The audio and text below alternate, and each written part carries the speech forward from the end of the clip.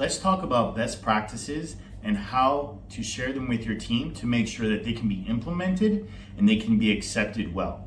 So best practices really are just the best processes in your business that you found to have your team complete tasks in and to operate within your business and get projects done. Most of your best practices are actually going to come from your team. So a lot of times business owners will say, hey, here's how the processes are in our business. This is the best practices. This is how you need to do your job. And they kind of just leave it at that. They'll create some kind of guide or manual, handbook. They'll create it once. They'll give it to all their employees. And then this is just the way the job is done. Employers and businesses that do that miss out on such huge opportunities to make their employees happier, feel heard, more fulfilled, and to improve the quality and efficiency of their employees and what they're doing in their business. And so best practices a lot of times will come from your current team. They will come from the virtual assistants, they'll come from the employees that are actually doing the day-to-day tasks in your business. And even today, more so, now that we're in a digital age where things are changing so fast, best practices and procedures are going to change all the time. And so you don't want to be, as a business owner, responsible for maintaining and staying up to date on every single procedure in your business.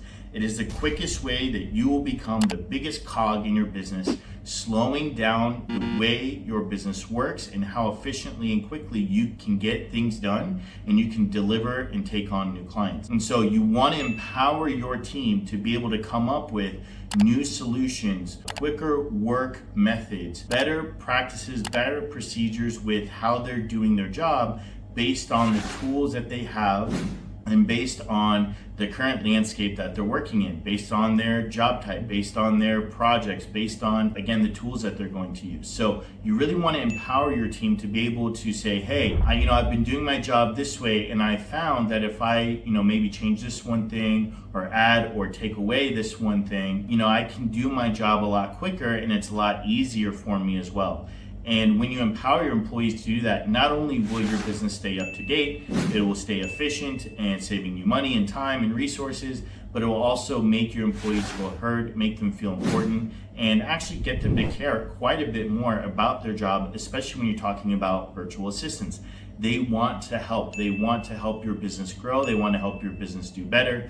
And they understand that they have a job and duties to do. And when you empower them to do that to the best of their ability, they will absolutely do that. So the best way that I found that you want to roll out new procedures, new practices to your employees is, one, have a meeting. So have a meeting where you say, hey, we understand that these are the current procedures, these are the current practices, so-and-so, or we have found that, we can do X and save quite a bit of time, save quite a bit of resources, help you do your job better, help you do your job faster, et cetera, et cetera. The main idea is you want to hold a meeting where you outlay the new procedures and practices for everyone. And so when you do this, you also want to make sure that you give your team a chance to ask questions and you want to give your team a chance to respond.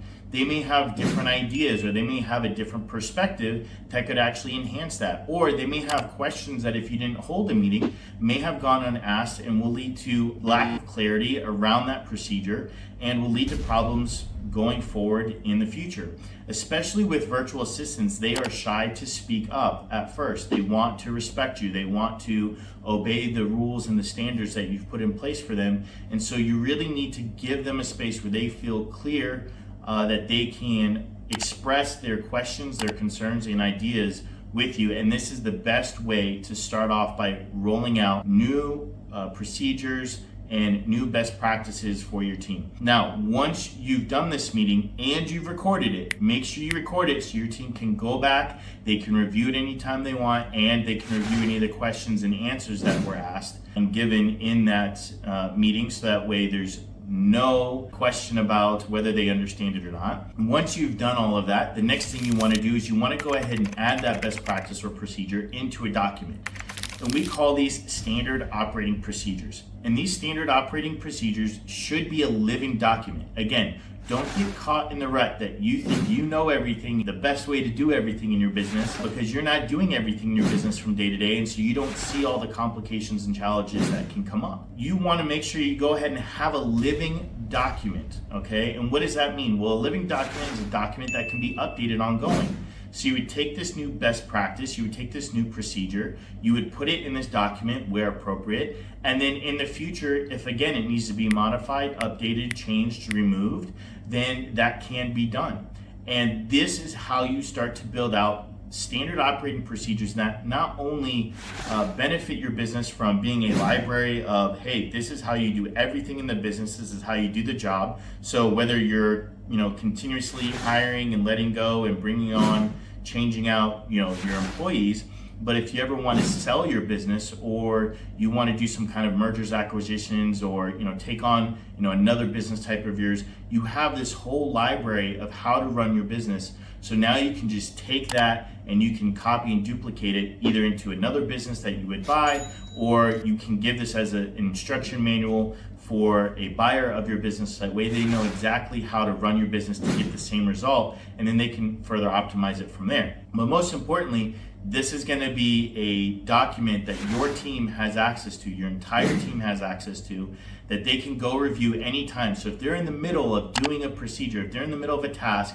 and they have a question, they can't remember exactly what the next step was, they can go in and they can review that document and they can say, oh yeah, this is what exactly I'm supposed to do. So that saves you as a business owner or as a manager from having to get bombarded with questions on how do I do this again, and what do I do after this, and what's the next step, and so on and so forth. This is how business owners free themselves up of having to work in their business all the time. Standard operating procedures, creating a document where your employees can go and it tells them exactly how to do their job, and when they need to, they can update it with the best, most current practices, is how you're going to free yourself up from your business. I'm glad you're enjoying the video. If you need help with hiring, training, or managing your VAs, make sure you click the link in the description below to check out our free VA hiring workshop. If you need one-on-one help with me, click the link to schedule an appointment to see how I can help. Now, once you've created these standard operating procedures, you need to have a little grace period for your team. You need to understand that it's going to take them some time to adjust their current workflow, their current habits, and their current procedures and the overall scope of the task and what they're trying to accomplish, and give them a little bit of time to adjust.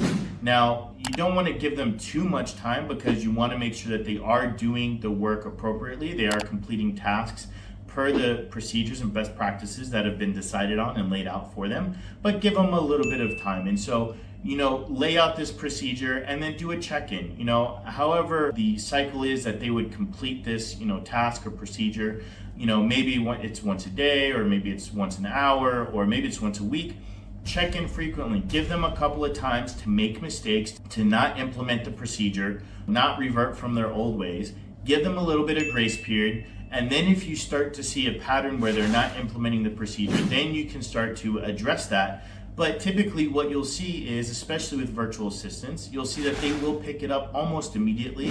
They'll run with it because they understand that the better they can perform, the more efficiently that they can perform, the more work they can do, the more valuable they become for your company, and the more likely you are to keep them around, be happy with the performance, and pay them well, and increase their pay over time. And so that is really what best practices, standard operating procedures are, and how you should roll them out to your team so that way they're adopted, they're accepted, and your team can continue moving forward in the most efficient manner possible. Because when we're running our businesses, one of the biggest aspects of business is managing overhead and making sure that we have an effective team that is helping us grow and not keeping us behind. And so if you're having trouble rolling out your best practices, try these measures and let me know if it works.